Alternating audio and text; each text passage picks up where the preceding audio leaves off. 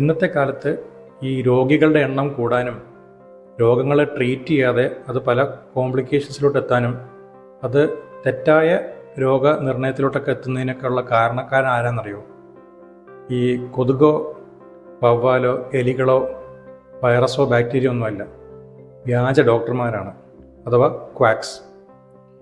നമ്മുടെ modern medicine evidence based medicine എന്ന് പറയാറുണ്ട്. അതായത് 10,000-കണക്കിന് ആളുകളിലും ലക്ഷക്കണക്കിന് ആളുകളിലും ടെസ്റ്റ് ചെയ്ത് പഠനം നടത്തി റിസർച്ച് ചെയ്തിട്ടാണ് ഈ രോഗത്തിൻ്റെ കാരണങ്ങളും രോഗത്തിൻ്റെ രീതി, ലക്ഷണങ്ങൾ, അതിന് എന്താണ് ട്രീറ്റ്മെൻറ്റ് വേണ്ടതെന്നും അതിൻ്റെ മരുന്നുകളും ഡോസേജ്, അത് മരുന്നുകൾക്ക് കൊടുക്കേണ്ട രീതി, കൊടുക്കേണ്ട സമയം, അതിൻ്റെ പാർശ്വഫലങ്ങൾ, സൈഡ് എഫക്ട്സ്, ഇത് കൊടുക്കേണ്ട ഇൻഡിക്കേഷൻസ്, എവിടെ കൊടുക്കാം, ആർക്ക് കൊടുക്കാൻ പാടില്ല എന്നെല്ലാം നിർണ്ണയിക്കുന്നതൊക്കെ ഈ റിസർച്ച് സ്റ്റഡി ചെയ്തിട്ടാണ്. അതാണ് എവിഡൻസ് ബേസ്ഡ് എന്ന് പറയുന്നത്.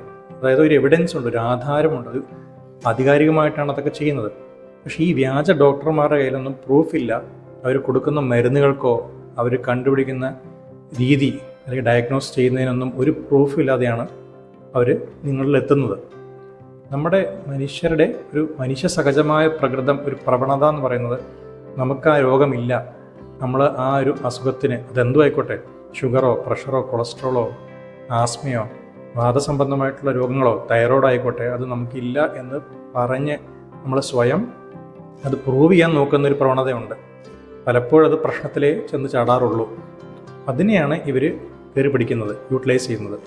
നിങ്ങൾക്ക് ആ രോഗമില്ല, ഇത് വേറെ എന്തെങ്കിലും കാരണം കൊണ്ട്, ഉദാഹരണത്തിന് ഇത് വയറ്റിലെ ഒരു രോഗാണുക്കളുടെ കൊണ്ടാണ്, ഇത് ആഹാരത്തിലെ പ്രശ്നം കൊണ്ടാണ്, ഇത് വേറെ പേര് കൊള്ളാത്തത് കൊണ്ടാണ്, ഇങ്ങനെല്ലാം പറഞ്ഞ് തെറ്റിദ്ധരിപ്പിച്ച് ആ രോഗത്തെ തന്നെ മാറ്റിക്കളയും. രോഗനിർണയം തെറ്റായ രീതിയിലോട്ട് പോകും.